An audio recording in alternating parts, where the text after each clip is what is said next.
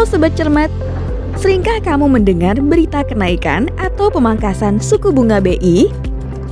Suku bunga acuan BI atau yang sering disebut BI 7-Day RR merupakan hal penting yang harus diketahui dirimu apabila sedang mengambil kredit, pinjaman, atau ketika berinvestasi.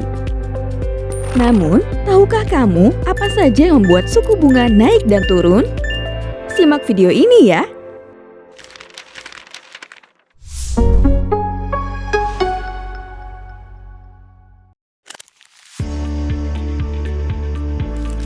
Salah satu faktor terbesar dari naik turunnya suku bunga adalah inflasi.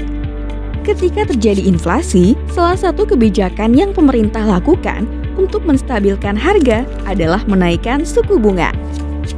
Cobalah lihat grafik ini. Dari data inflasi dan suku bunga BI 7-Day RR dari tahun 2019 hingga Juni 2024, kamu bisa melihat bahwa kenaikan suku bunga sejalan dengan kenaikan inflasi. Lalu, apa alasan dari kebijakan menaikkan suku bunga saat terjadinya inflasi? Salah satu alasan kenaikan suku bunga akan mendorong masyarakat menyimpan atau memindahkan uangnya ke dalam instrumen investasi seperti deposito, obligasi, atau reksadana pasar uang.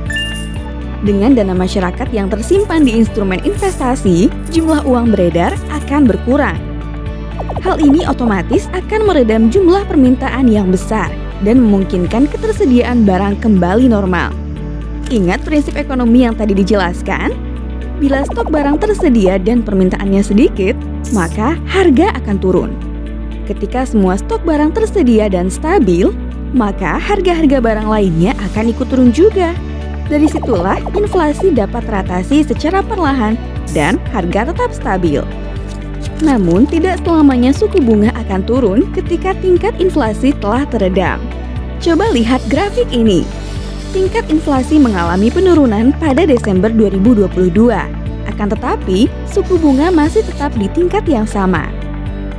Bank Indonesia memiliki banyak faktor yang harus dipertimbangkan ketika ingin menurunkan suku bunga.